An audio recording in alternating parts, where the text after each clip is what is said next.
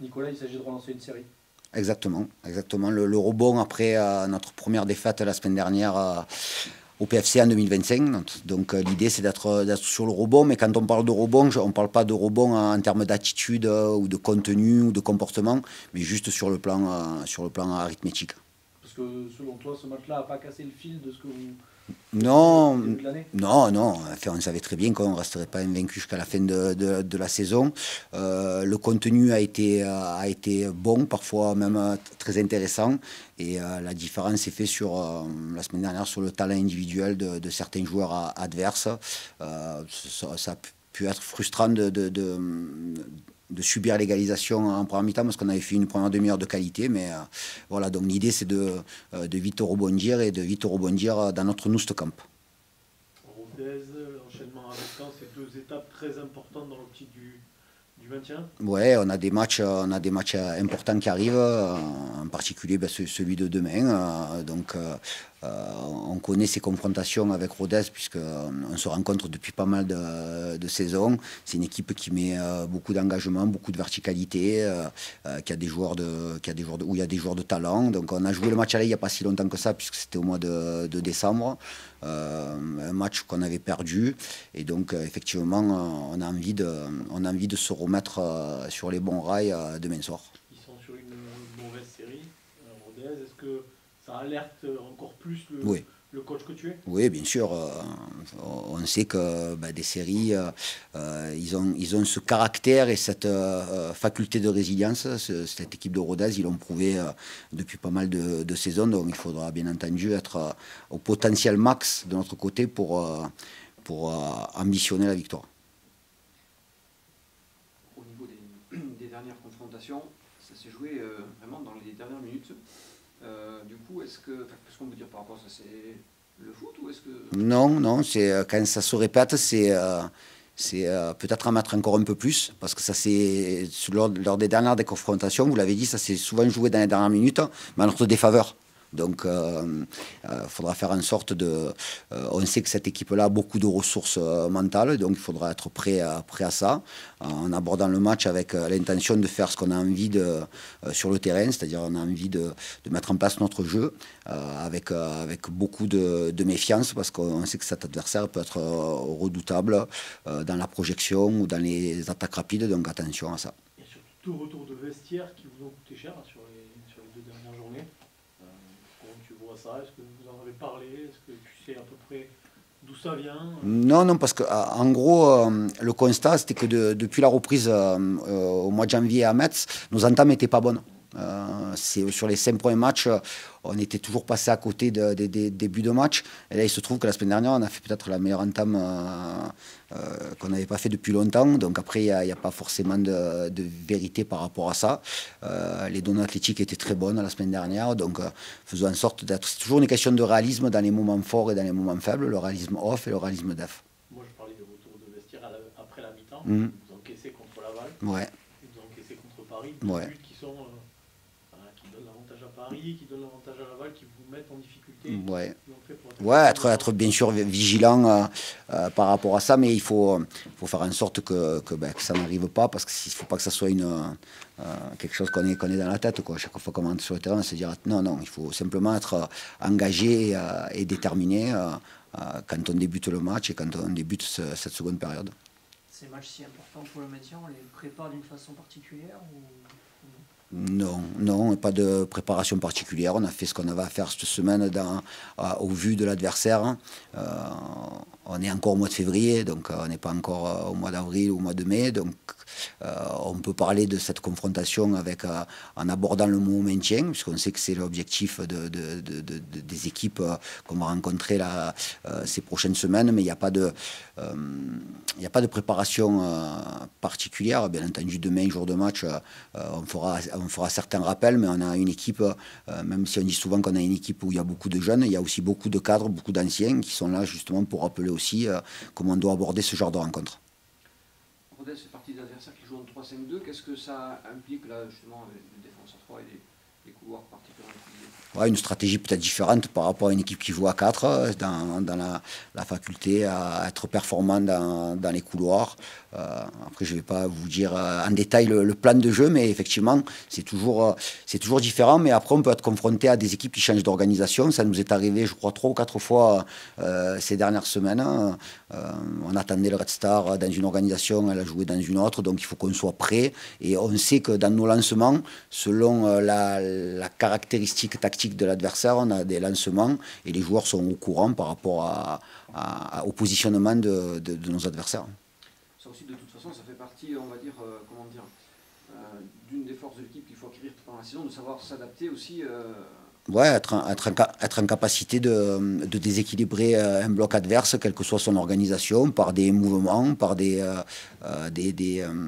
cheminements préétablis. Donc après, on peut faire les joueurs connaissent ça. Après, le plus important, c'est la vitesse de transmission et la capacité à se mettre vite dans le sens de la marche. Et pour ça, il faut avoir une très bonne maîtrise technique. C'est le plus important.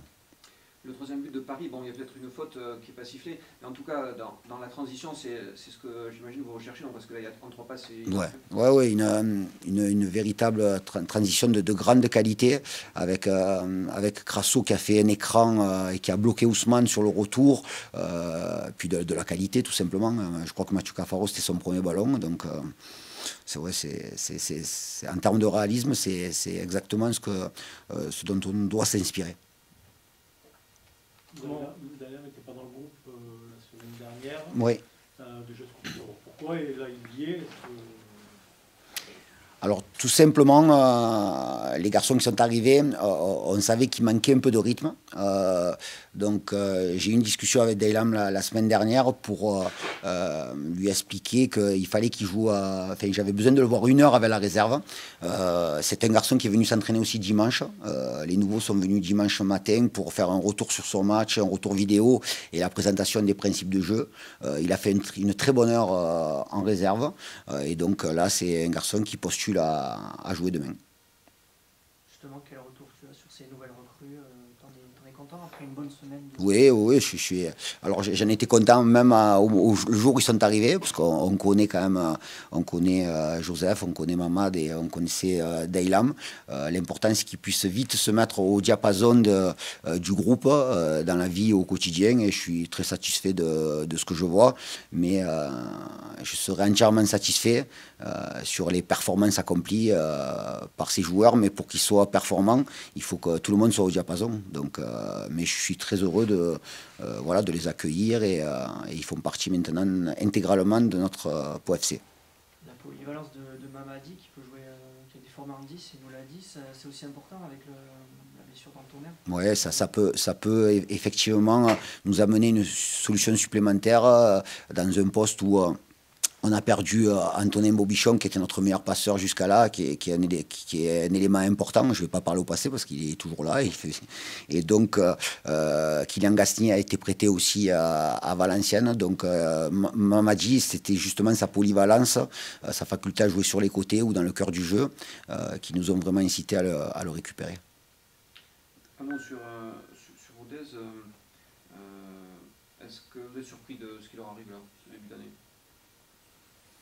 Non, pas particulièrement. On a connu un trou d'air aussi, nous, au mois de novembre. Ça, c'est le fil d'une saison, quoi. Donc, je connais surtout la capacité de cette équipe à réagir, à être prêt à ce genre de challenge. Donc, beaucoup de méfiance.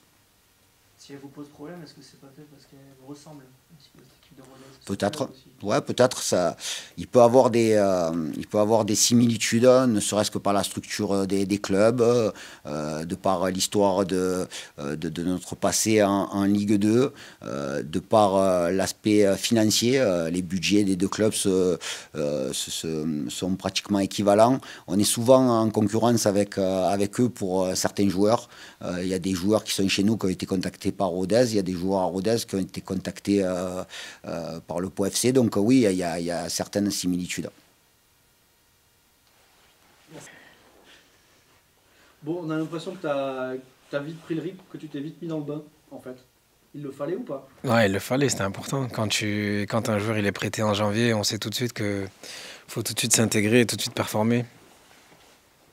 En même temps que de devoir découvrir beaucoup de choses différentes. Ouais, mais après, j'ai envie de dire qu'on est habitué à ça. Dans le monde du football, tu sais que pendant la période des transferts, tu peux changer d'environnement et on est formé dès nos plus jeunes âges à pouvoir répondre à ce genre de situation.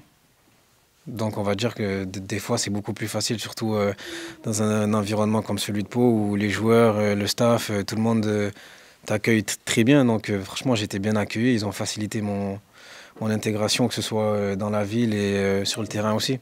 C'est presque un retour à la maison. Ah bah ouais, comme je suis toulousain, formé à Toulouse, je suis à côté, donc c'est vraiment un bienfait extraordinaire effectivement et ça me fait beaucoup de bien aussi.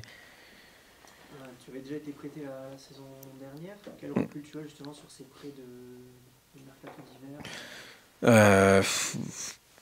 Le recul, c'est que quand on le fait, c'est qu'on doit le faire tout simplement. Après, des fois ça se passe bien, des fois moins bien. L'objectif en tout cas en tant que footballeur, c'est qu'on fait tout le maximum, on travaille pour que ça se passe bien.